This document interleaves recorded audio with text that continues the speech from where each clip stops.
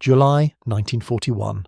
The port of Suez, Egypt. Dock workers and soldiers move along a quayside in the early morning heat. An American convoy is being unloaded. First come the crates, the spare parts, the stacked ammunition. Then, one by one, the vehicles themselves are winched down onto Egyptian soil.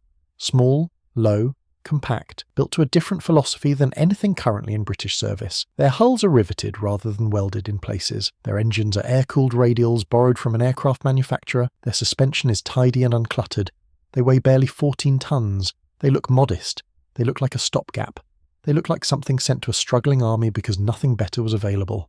They were. The British had been fighting in the Western Desert for 15 months. Their own tanks were falling apart. One armoured regiment had recorded a 77% mechanical failure rate on a single approach march. The generals who received reports like that were men operating at the edge of desperation. And now, here, on a dockside in Egypt, was this American machine with its aircraft engine and its cramped turret and its gun that the Germans were not yet afraid of. Within weeks it would earn a nickname no British tank had ever been given before. Within months it would fight at Sidi Rezai, at Gazala, and at the Wire of Tobruk. Within a year it would save an entire army from destruction in the jungles of Burma. Its designation was the M3 Stuart. British crews called it Honey, and that name said everything. To understand why the M3 Stuart mattered, you need to understand the scale of the problem Britain faced in the desert by the summer of 1941. The evacuation from Dunkirk in the spring of 1940 had stripped the British Expeditionary Force of nearly everything it had taken to France. Of 500 tanks sent across the Channel,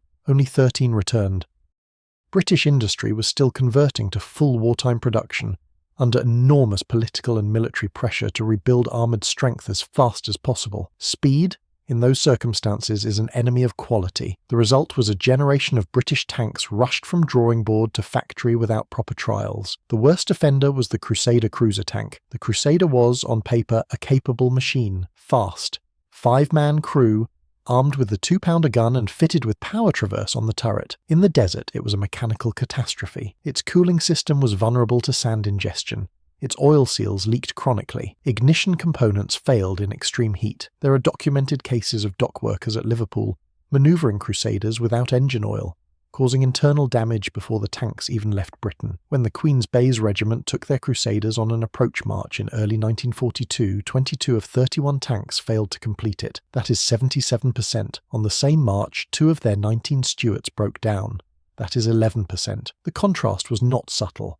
The Stuarts' origins lay in the American light tank program at Rock Island Arsenal. By the summer of 1940, European events had convinced the United States Army that its existing light tanks lacked adequate armour protection. Engineers upgraded the design rapidly. The improved model was standardised on the 5th of July 1940, and the first production vehicle left the American car and foundry plant in Berwick, Pennsylvania, in March of 1941. Britain received the first 280 tanks from an opening batch of 538, shipped under the Lend-Lease Act that President Roosevelt had signed on the 11th of March, 1941. What arrived at Suez weighed 12,700 kilograms.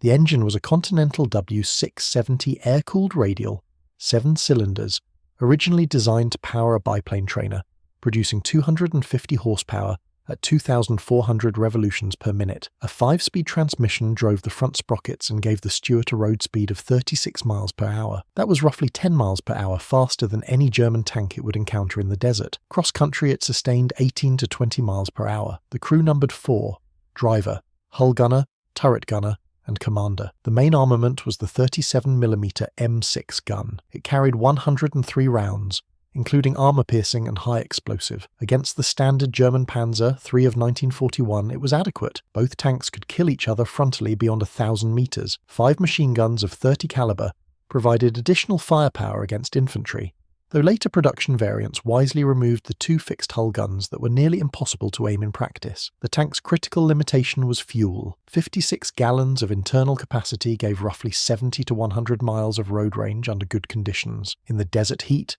at combat speeds, that could fall to 50 miles or less. Crews managed fuel with care that bordered on obsession, but fuel could be rationed. Mechanical failure could not be managed at all. And against the backdrop of Crusaders bleeding oil onto the sand and shedding track links on pebble-strewn desert, the Stuarts' reliability was nothing short of transformative. Now, before we get into the fighting, if you are enjoying this deep dive into British armoured history in the Second World War, hit subscribe. It takes a second, costs nothing, and helps the channel keep going. Operation Crusader opened on the 18th of November 1941. The 4th Armoured Brigade, equipped with 166 Stuarts crewed by the 8th King's Royal Irish Hussars, the 3rd Royal Tank Regiment, and the 5th Royal Tank Regiment, began their approach march toward the Libyan frontier before dawn.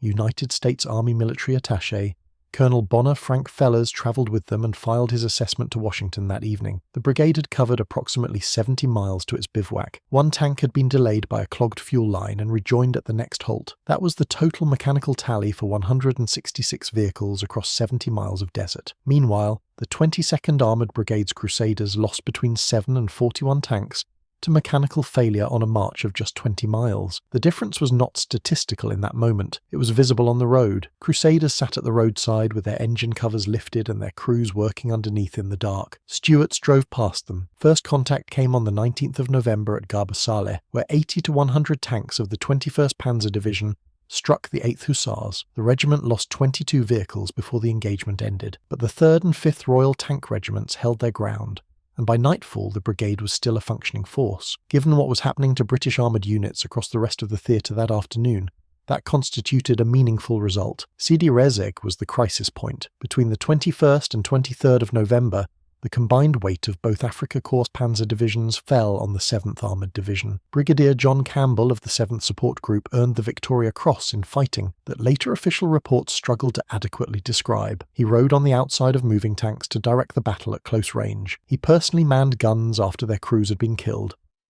He stood in the open during artillery bombardments to halt retreating soldiers. He received a letter of professional admiration from the German commander he had fought that day, General Johann von Ravenstein of the 21st Panzer Division. Campbell was promoted to Major General and given command of the 7th Armoured Division. He was killed 3 months later, on the 26th of February 1942, when his jeep overturned on a desert road. The most vivid account of what the Stuart felt like from inside during those 5 weeks came from Major Robert Crisp, a South African-born former Test cricketer serving with the 3rd Royal Tank Regiment. Crisp had 6 honeys knocked out from under him during Operation Crusader. He was shot through the shoulder while standing in his turret hatch. He drove one burning tank into a second engagement because nothing else was available. His memoir, Brazen Chariots, is regarded as the finest narrative of tank warfare produced by any Allied combatant in the entire war.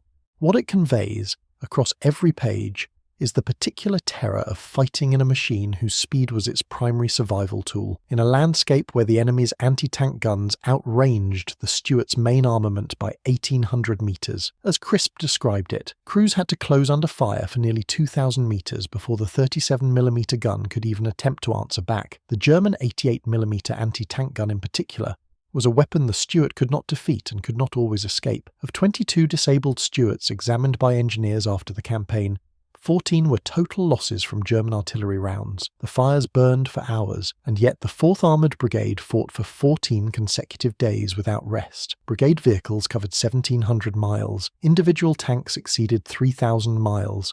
172 honeys were knocked out in 5 weeks, more than the entire brigade's starting strength, with replacements fed into the line continuously. At the end of Operation Crusader, the Afrika Korps had been pushed back to El Agheila, and Tobruk had been relieved for the first time. The army that accomplished that did so in large part because its Stuarts kept running when everything around them was failing. Burma was a different kind of test. The 7th Armoured Brigade arrived at Rangoon on the 21st of February 1942, with 115 Stuarts crewed by the 7th Queen's Own Hussars and the 2nd Royal Tank Regiment. Singapore had just fallen. The brigade had originally been destined for Singapore.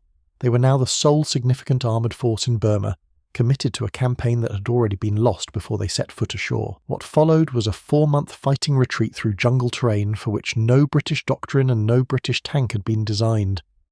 The Stuarts smashed through 40 roadblocks to keep escape corridors open long enough for the infantry behind them to use. Lieutenant General Alexander, commanding the Burma Army, stated without qualification that without the 7th Armoured Brigade the army would not have come out at all. 50 crew members were killed, 45 tanks were lost. When the survivors reached the River Chindwin in May of 1942 and could go no further, the crews destroyed all but one vehicle. That single Stuart was dismantled, carried across the river on a raft, reassembled on the far bank, and driven until the last day of the war. On paper, the Stuart was a tank falling behind its time, almost from the moment it arrived. The German Panzer III, a close match in late 1941, was progressively up-armoured through 1942, until the Stuart's 37mm gun could no longer reliably penetrate its front at normal combat distances. The Panzer IV, carrying the long 75mm gun from mid-1942, could destroy a Stuart at any range the crew chose to engage. The Tiger I, arriving in North Africa in the autumn of 1942, presented 100mm of frontal armour against which the 37mm round was incapable of penetration, regardless of distance or ammunition type. By the Second Battle of El Alamein in October and November of 1942, only 119 Stuarts remained in the front-line order of battle, 12% of a force that was now built around the Sherman and the Grant. The Stuart had been reassigned to reconnaissance and exploitation. The gunwork fell to heavier machines. Against the Italian M1340, the Stuart held advantages in speed and in the confidence it gave its crews. Against the Japanese Type 95 light tank in Burma, it was devastating. The Japanese vehicle's maximum 12mm of armour could not reliably stop sustained machine gun fire. In the jungle, where medium tanks could not navigate narrow tracks, the Stuart's small size and lightweight were decisive advantages that open desert fighting had never required of it. The comparison that defined its legacy in British service, however, was always the Crusader. Heavier, longer ranged, larger crew, better internal communications, power traverse, superior in almost every specification, failed at 77%. The Stuart did not. There is no cleaner summary of the distance between a tank on a specification sheet and a tank in a war than those two numbers. American Car and Foundry and other manufacturers built the M3 family to approximately 5,800 vehicles across all main variants. Combined with the later M5 series, which replaced the radial engine with twin Cadillac automobile engines and automatic transmission, total Stuart family production reached 22,743 vehicles. Britain received over 3,200 across both series. The Soviet Union accepted 1,676 M3A1s, though Soviet commanders considered them unsuitable for major armoured engagements on the Eastern Front. France, Yugoslavia, Turkey and Brazil also operated them. Brazil produced upgraded variants that served into the late 1990s. Paraguay retained overhauled Stuarts on its active military list into the 2020s, giving the design over 80 years of continuous service somewhere on Earth. July 1941. Suez. That small, compact tank rolls off a transport ship and onto an Egyptian dockside. 14 tons. A 37mm gun that will be obsolete within a year. 56 gallons of fuel. Armour a German 88 can cut through at any range. No power traverse. A drive shaft running through the middle of the fighting compartment. A two-man turret that forces the commander to load his own gun while directing the vehicle and scanning for targets. None of it mattered in the end. It started every morning in the Libyan desert when the Crusaders alongside it would not. It covered 3,000 miles in 14 days of continuous fighting and came back for more. It smashed 40 roadblocks in the Burmese jungle to keep an entire army alive. Robert Crisp had 6 of them shot out from under him and returned each time to another. One was carried across a river on a raft and driven until the final day of the war. A tank that could not fight the enemy forever. A tank that would not stop moving for anyone. That is what the men who drove it meant when they said honey.